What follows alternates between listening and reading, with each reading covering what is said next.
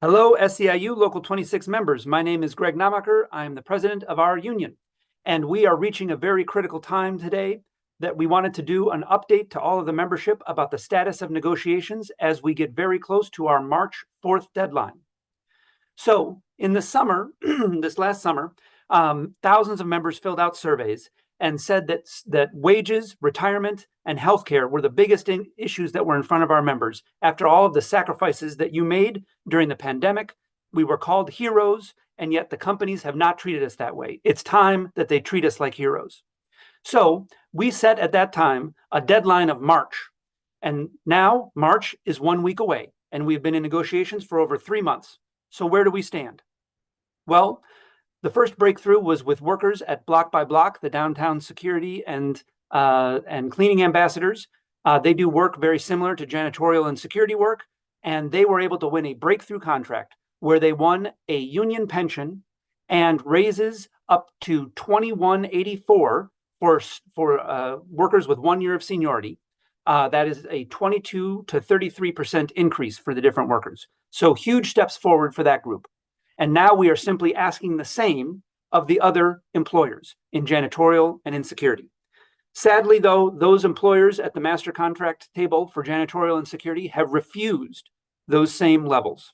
And they have pay rates significantly below $21.84 and have refused the union pension. On the retail, cleaners, and airport side, the contractors have actually refused to even lower the cost of healthcare per month for individual coverage below $100. Absolutely unacceptable. So that is why the membership got together in early February and voted unanimously to authorize strikes, if needed, to stop the company's stalling and unfair labor practices and intimidation and threats and failure to give information, and to settle fair contracts. So we return to the bargaining table this week to see if the companies will do the right thing and settle fair contracts. But we know we are ready.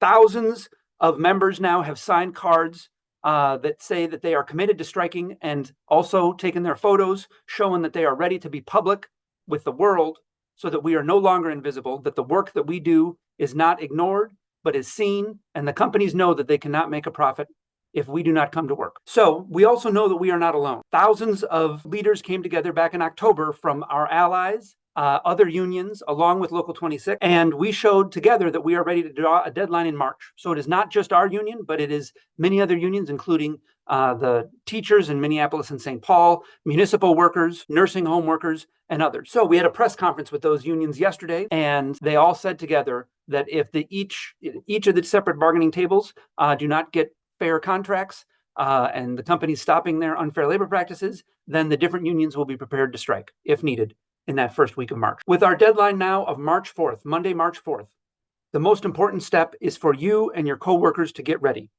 Obviously, we want the best. We hope that we will be able to reach settlements this week in bargaining, and you are invited to those bargaining sessions along with your coworkers.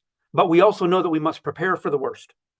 And this is a moment in history when we know that workers are winning big advances across the country, whether that was with the big strikes with UAW and the Writers Guild this summer, or the breakthrough with Block by Block here in the Twin Cities just a month ago. But we also know that there is no easy path. We must be ready to fight, and we must be ready to sacrifice if we are going to win what our families deserve. We'll see you this week in bargaining.